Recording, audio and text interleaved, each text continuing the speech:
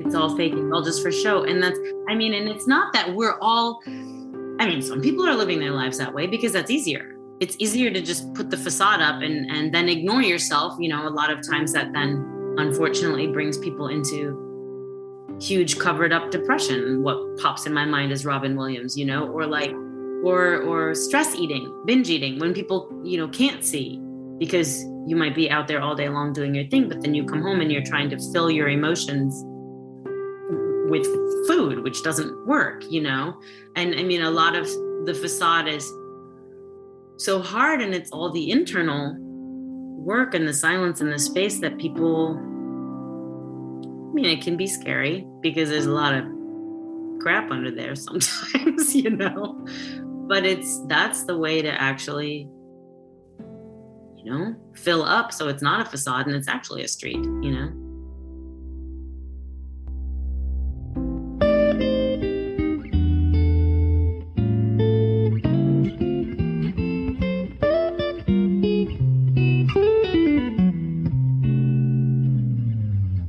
Welcome to Living in the Next Chapter. This is Dave. Nice to have you back. Today we talk to Meghan Jones. Meghan is in sunny Florida. She plays violin in an orchestra, and she's an author and a health coach. She can help you to live a better, healthier life. And she can play you the violin at the same time. It's amazing. The talent. And we had a great conversation with Meghan today here on Living the Next Chapter. Hope you enjoy the podcast. Again, listen all the way to the end and you'll get all of the information from Meghan as far as how you can connect with her, how you can bounce off questions off Meghan and work with her and help you to live a healthier life. Meghan Jones here on Living the Next Chapter. Thank you so much for listening. Make sure when you're listening on your podcast app that you hit that follow button so you know every time a new podcast episode is launched. Thank you for listening. And here we go on Living the Next Chapter. Again, thanks for listening. Hello, everybody. Welcome to Living the Next Chapter. I have a musician, violinist from an orchestra and an author. So that's a great combo right there. Meghan Jones is with us today. Meghan, Wellness on Purpose.org. That's right? Yes, that's right. This is the author of 30 Little Thoughts, and that's 30 Little Thoughts. Meghan is here. Hey, Meghan, how are you? Hey, it's great to be with you. I'm great. I am so happy to have you here. You're in sunny Florida. I am. Swampy Florida. It's very hot. So we're up in Canada. We're actually still wearing sweaters. Yeah, well, I've got a sweater on in my house because the AC, but I envy you up in Canada. I love that. In the middle of February, you probably wouldn't envy us at all when the snow is past our heads. And we envy you at that point. We can try. I actually am a fan of snow. So I'm one of the weird ones. Okay. Yeah. So if you ever want to do Tracy, we can Tracy. I'll come down and take care of the dog. You can come and take care of my dog. And exactly. We'll just make that happen. So that would be wonderful. Perfect. Awesome. So you are an author. What's it like being an author? Have you ever, when you were growing up, did you ever think that, hey, I'm going to be an author someday? No, growing up, I didn't even think about it a few months ago. I did because I was putting it, out there, and it was in the Google Docs, and then I reached out to people editors and formatters, whatever. But no, I never had any. I had no concept. And now you have this book. Now I have a book. Having a book, what does it do for you? Does it unlock doors that you wouldn't be able to have? Yeah. It's new. I published it, I think, literally, David, a month ago. I think it's fresh, brand new, right? And I'm also quasi new to health coaching, the past 2.5 years, right? So, I guess almost 3 now. Yeah. So everything, health coaching has opened stuff up. Health coaching has opened me up. And then this book comes out. And so I really hope that the book opens things up for me. I intend for it to. And this book is not designed to be a one-time read where you read it once, put it on the shelf, and you're done. It's meant to be something that you kind of use all the time, right? Yeah, exactly. It's small enough, short enough, thin enough that you can easily read it all in one sitting, but you can also read one thought for 30 days, one thought a day for 30 days, sort of like that. You can also just randomly, I play with this, but like just randomly open it and see what thought pops up. And it might be super applicable for that day for you to play with, right? And if you go back through and revisit it, it's going to feel different. You might come at it from a different perspective. So I definitely intend this to be read differently a few times in varying ways, whatever feels right. So today is the 29th. So do you have something from the 29th thought? Oh, do you want, I mean, it's not even dated, but we could read number 29. Number 29, yeah. What do you got? So let's see. It's one of the longer ones. Oh, here we go. Want me to read it? Sure, go. To live more and more in the moment, not to squander 1 second of this life. Sometimes we capture precious moments in our mind's eye or with a camera, and we get teary-eyed.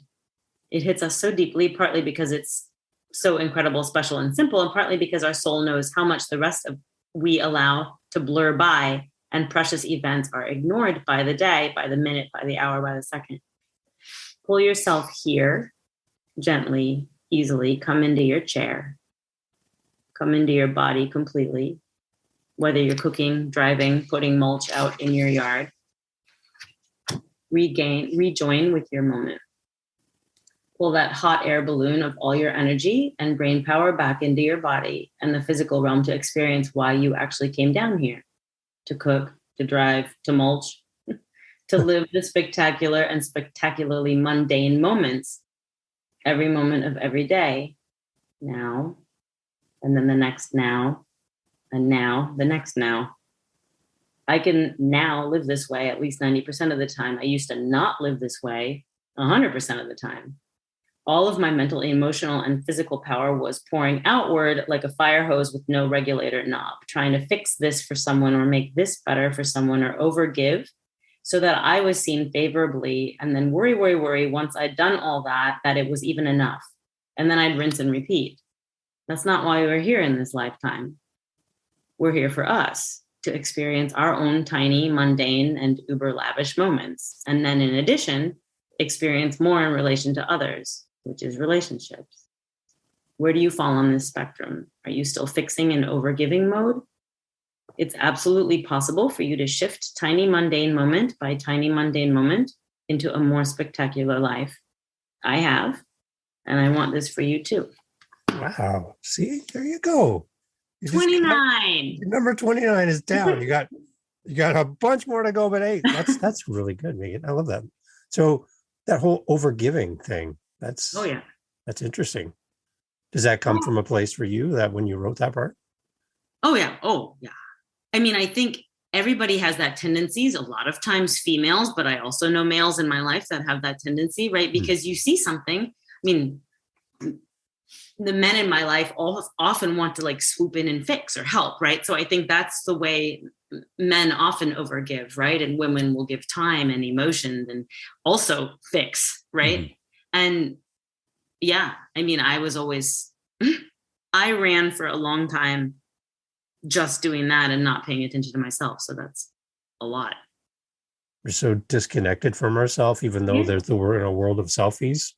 I think that we're still disconnected from ourselves, right? Exactly. Right. We'll take a picture of ourselves. We have no idea what's going on behind that photo, right? Right. Well, and likewise, it's like they always say all over the social media and stuff, you don't know what that person has gone through. I mean, unless they share, but you don't really know what that person has gone through up until that moment. They might look there with like, perfect everything, but there could be holy hell prior to that, I always love when they do like a movie set tour and they show you the facade of a street. Right. And it looks like this beautiful street out of New York City. But if you just kind of walk around the side of it, you realize there's nothing there. Exactly. It's all fake. It's all just for show. It's all fake. It's all just for show. And that's, and it's not that we're all, some people are living their lives that way because that's easier. It's easier to just put the facade up and then ignore yourself. A lot of times that then unfortunately brings people into huge covered up depression. What pops in my mind is Robin Williams, or stress eating, binge eating, when people, can't see because you might be out there all day long doing your thing, but then you come home and you're trying to fill your emotions with food, which doesn't work, And I mean, a lot of the facade is so hard, and it's all the internal work and the silence and the space that people, I mean, it can be scary because there's a lot of crap under there sometimes, Yeah. But that's the way to actually, fill up. So it's not a facade and it's actually a street, Yeah. So the why behind the book, Meghan, that's always interesting to me to hear from an author. Why did you write this? It just sort of came out. Okay. And I wrote it because it was things that I wanted to share. And it's also a lot of what I do with my clients, right? What you go through, what you experience, how you get from point A to point, Z, and all the dips and the wines and right. And there's never a straight road, but then you can say, look, I felt this way and I know how I felt this way. And to bring yourself mindfully back now into this moment will help you respond to yourself, help you respond to your spouse, help you choose different food. I wrote this book where it came out just sort of as like it's 30 little thoughts, but it's little thoughts that can hopefully, lighten and brighten and shift your life on a nano level that can then expand, Yeah. That's exciting. And so this is this would be something that was created during COVID times and something that kind of helps you as well personally. Absolutely. Yeah. Yeah. So there's a lot of Meghan in this book. Oh, it's all Meghan. Yeah. Yeah. It's all me hoping to then say, this is what I've come to. This is where I resonate. I mean, it's not like my stories. There might be like little bits. It's kind of conversational, to be honest. It's sort of like this, chatting my thoughts about things, topics, ideas, and if one doesn't resonate with you, it doesn't matter. There's 29 more. Yeah. But if something hits you and improves your life or makes something brighter, then that's the whole point. Yeah. So when we chatted earlier, we talked a little bit about alignment and balance. Can you kind of expand on that as far as how in our personal lives and maybe through this book, we can help to find a little bit more balance in our life? Yeah. Well, a lot of people, I think, in my opinion, are struggling to find a work health life balance, right? Because they might, be awesome at work and do really well at home and taking care of people or whatever, but their health is really, really ignored, or right. Like I feel like it's all connected. What we eat, how we exercise, how our relationships, our work quality, like everything is connected. So if we leave our health out of it, or even if we like chug green juice all day long, but there's huge toxicity at home and we're overworking, we're not, you're still going to get that same, dis-ease if you're hyphenating it. And so I feel like pulling into the moment, like I really, really believe in like, what is the purpose of this moment? Yeah. Can balance you so much. The purpose of this moment is I'm looking at my screen and chatting with David. Yeah. The purpose with this moment is I'm picking up my tea mug. It doesn't really matter, but like to narrate, I don't care if you're the, CEO of some huge, awesome, high-powered company or, the best plumber in town. It really doesn't matter.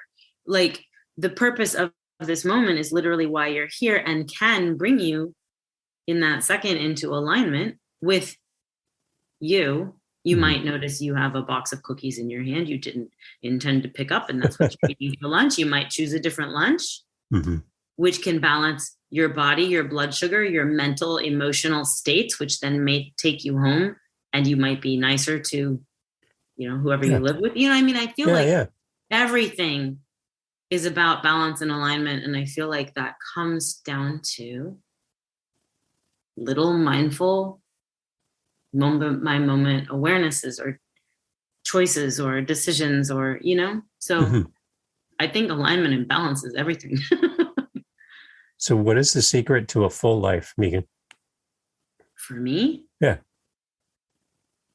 living internally as much as I can to fill it up, to align, to balance, because I am 49 and I don't know much. When you're 20 years younger, you know a lot. Yeah. 20 years older, you don't know so much, and we'll see what happens over the next decades, right? Mm-hmm. But like, for me, the secret to like a fulfilled life is to, if emotions come up, if some from your past comes up, it's okay. Let it come up, let it wave through. You don't even have to identify it. You could be like, I don't even know what the heck this is. And you release it, and then you say, okay, and you bring yourself back to alignment, and you live the best moment yet, the best day yet. I feel like if I can pull into internal awareness and filling myself internally, I am such a better daughter, friend, aunt, dog mom, like I am so much better. My work is better, everything is better. I think the answer to a fulfilled life is internal connection, like taking care of yourself inside. What part of the author journey challenged you? Oh, I mean, I had no idea what to do with any of it. Yeah. I had no idea. Like, it was in a Google Doc, and I was like, and then people say, oh, you can self-publish. Okay, great. So I start, looking up self-publishing, and I'm like, I don't know. Like, I'm an intelligent person, but I don't know like book jargon or publishing, words. So I think the whole process was the most challenging. I found a great person who helps people like me self-publish-ish, Mm-hmm. But he was a great help, and he gave me a huge list of references, whether it was editor, formatter, cover, human, And so I think it was the initial, well, I want to put this out there. Now what? Mm-hmm. So because I had no idea. Yeah. And then the whole idea of having now to go out and promote the book it's one thing to write it. Now you have to actually go and talk about it, which we're doing today, which is great. Yeah. But have you ever done, like, well, you've done music and, But I don't promote that. I just, you have a contract and you show up where you go. There's zero promotion. They do that. Yeah. You see the effects of the promotion when they promote the event, though. And I mean, right. Yeah. But now you're promoting yourself. Whether you choose to notice it or not, you just sit there and play and leave, right? Yeah. But like with promoting myself, I've had to do that the past few years with health coaching. Yeah. Right. And so that's also all brand new, coming from not a marketing background or not anywhere one promote oneself, right? And so the book is also a very different thing. And so I'm trying to share it as many places as I can. I love that it's on Amazon, because Amazon is so accessible to everyone. Like there's even someone in Germany who bought it through Amazon and there was no shipping cost. Which because she bought it through Amazon.de or whatever, right? .com. I was like, all right, perfect. That's really good to know, because I don't know these things, So no, the whole promotion thing is new. Yeah. It's new adventure. Yeah. So let's talk a little bit about your health coaching. How long have you been being in that space of coaching for health, and kind of where are your clients in the world? Well, that's fine. Yeah, the clients in the world, because it's all digital, right? Mm-hmm. I've been in the space of coaching for actually forever. And that's why I certified as a personal trainer. And that's why I certified as a health coach, because those people that you always go to and ask like food things or exercise things or whatever. You have those friends who are the like jocks or the, nerdy nutrition people. And so about 14, 15 years ago, I certified as a personal trainer because I really wanted to, and I've been a marathoner. I've always been athletic. And I, was like, man, if I could live a parallel life and like always train and also play an orchestra, that would be amazing. But, schedules and you juggle. And I love personal training. And I always said out loud all the time, I want to certify in nutrition. I want to certify in nutrition. So finally I did. And I had signed up for IIN, which is the Institute for Integrative Nutrition. I signed up to start the fall of 2019. Right? Thinking, okay, this should work with my schedule. I'm going to do this. I started to do all the modules, and then everything shut down in March, after I had started. And I thought, well, actually, this is in my benefit.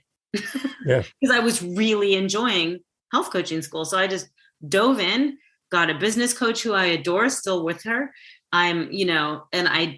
We were allowed to take clients, as we were going through. They gave us permission at a certain point to take clients. And it's been a few years now, and I just love it because it's just how I've always been. Health coaching school for me was a lot of validation. And then, of course, I learned a ton. But like going in, I was like, okay, yeah, I do know. And what I have been sharing has been, at least in line. And then you soak in more and more. So my clients are like, I have a client in Alaska. I've had discovery calls in Dubai and India. I have clients in Louisiana and South Dakota. And I mean, it's so fun because it's virtual. Yeah. It's awesome. I mean, of course, I have had, 3 clients here, but it works for it locally. But it works. But they found me online in the online space, and we had virtual sessions because it was easier for their schedule, and that's how they found me anyway. So it's awesome. I love it. So somebody's listening to this, Meghan, and they're like, hey, I'd like to work with Meghan. What's it like to work with you? Oh, I mean, it's different for every person, right? So we clean up your eating, right? We clean it up from we find the hidden inflammatory sugars and the inflammatory oils and all these things that might cause you to run more anxiety, cause you to go into stress eating, right? Because we have these things, and all of that also cleans up your life, and it lowers your stress, and it brings you more into alignment, right? So for you, it would look like what's going on in your life. What are you individually eating? What are your go-tos? What are you struggling with? And working with me, a lot of people will end up going straight into food. It's fascinating, which is really fun. And a lot of people will start with food and we'll clean some things up, but there's so much to unpack in their life before they start unpacking weight. Because a lot of times, we protect ourselves and pat ourselves from things physically that are actually energetic or in our lives, right? So there are some clients who work with me and we do talk about foods, but they start unpacking things, or they start noticing things around them. And a couple months in, then the weight starts coming off because of the food shifts, but also because of the internal shifts and the openness to release and see the connectivity. So working with me it's a big transformation. It's a big transformation, and it's a whole life. It's sustainable. It's sustainable because you start getting tools to be able to live differently and more freely and more comfortably and inside yourself. And I don't know, it's really fun. So it's an individual journey to reach the goals you want, and actually a lot further, to be honest. Nice. So yes, we're talking to Meghan Jones today, author of 30 Little Things. Thoughts, sorry. I'm having things written on my page. 30 Little Thoughts, yes. And wellnessonpurpose.org is the website. So Meghan, on top of being a great new author, you, like we talked about earlier, you play violin and play in orchestras. I love the idea of an orchestra, Meghan, the fact that everybody comes with their part, and on their own, their part may or may not even make complete sense to the work of music, but together in the setting with everyone playing their part, everything just fits, right? It's such a great example of how we work with others, really, in that setting. It has to be. Yeah, it has to be. You have to be able to blend and contribute. So that same thought and same exercise in wellness, there's a correlation there in the sense that it's all connected. Yeah. How we live our life connects with everyone around us, and how we live our life also affects everything that is us. Yeah. Correct. Yeah. Right. I mean, there's 3 things health-wise that really, really influence. Well, there's 3 things that influence our health: genes, obviously, environment, and lifestyle choices. Right. Yeah. And so it's, how we live our life absolutely affects others and the trees and the air and And when you come to an event to play in the orchestra, if you don't practice, don't invest in yourself, you don't develop your talents, and you show up and you haven't played your violin in 6 months, and you're like, oh, I'll just wing it. And there's so many people winging it through life right now, where they don't put in the time, right? So many people winging it. Yeah. And it can work to a point, but then, they often run overwhelm, right? Overwhelm is a habit. Mm-hmm. Overwhelm is a pattern, right? And a lot of those people who are winging it are always overwhelmed. A lot of people who aren't winging it are always overwhelmed, right? Because it's something that we choose to run. But yeah, I mean, if you wing it through life and you're not connected within, you're just all focused on external, it's going to be a challenge. If you wing it, but you're connected within yourself and you're sort of like aware, you're connected with yourself, but letting, life also guide you, that could be a different type of winging it. Right. So like I'm a musician as well. And so if I don't play violin, but if I went and just said, well, if Megan can play violin, I can play violin. So I'm just going to fake it till I make it. I'm just going to show up at this next event in the orchestra, find my seat, and I'm just going to fake my way through this, and I'll figure it out as I go. Kind of like how I live life. That's not going to turn out very well. You'd never have a job. No, right? You'd never win the job, and you'd also never keep the job. It would be very obvious that you do not know what you're doing. Exactly. Right? So you don't come in knowing how to play the xylophone. You're there for what you do because that's what you do and that's what you know, right? That's what you're hired for. Right. And so if you're looking for somebody that's going to help you with your health and wellness, you don't want to go with somebody who fakes it till they makes it. Right. You want to go with somebody who has knowledge. And also, I totally agree. And also, I mean, we all have gone with the things that are like trends or like one thing fix all, like whether it doesn't matter if it's the 80s fat free or the, early 2000s, Atkins South Beach carbs are the devil, or, keto or macro counting, or obsessive calorie counting, which I used to be addicted to. But like none of that is going to, none of that addresses like you, David, as a human, like bio individual computer, none of that addresses my body. I'm 5 feet tall. Why would I eat the same thing that, that football player guy eats? Yeah. So exactly. It's finding something that would work for your body sustainably, not like if you all of a sudden, fake it till you make it because you're just eating this way, like this keto way or this no carb way. And then if you fall off your wagon, then what? It all goes back, right? There needs to be no wagon. Yeah. Yeah. Excellent. So if you're looking for a coach that can help you, somebody that's going to work with you and not only just address your eating habits and what you're filling your life with, but you're looking for somebody who can orchestrate a great healthy life, then Meghan Jones is the person you need to talk to.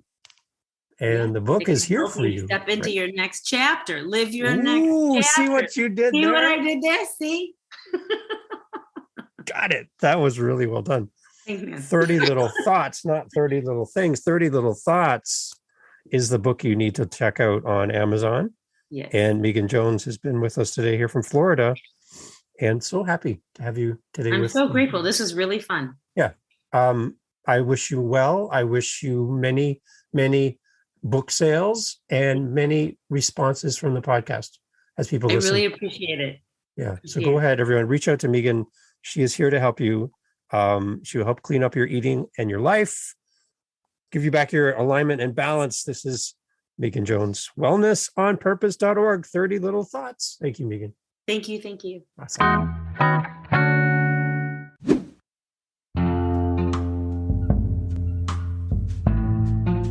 Hi, guys. This is Dave from Living the Next Chapter, a podcast designed to connect authors and audiences. We're always on the lookout for our next interview. If you're an author, a publisher, and you have a book, whether you're just starting, whether you're halfway through writing, or it's all done and you want to tell the world, that's why we're here at Living the Next Chapter. Get in touch with us through livingthenextchapter.com, contact us, and let's set up some time together to discuss your book, to discuss your project, and how we can get you on the show. My name is Dave, and I would love to speak to you. So go to livingthenextchapter.com and let's get over there together and discuss all the great things that you're up to as an author, as a publisher, and let's grow your audience together. Join us on livingthenextchapter.com for great authors and an audience that's eager to hear about what you're up to as an author and a publisher. Contact us today and let's get your book out in front of others. Thanks for listening, and we'll see you on the next one.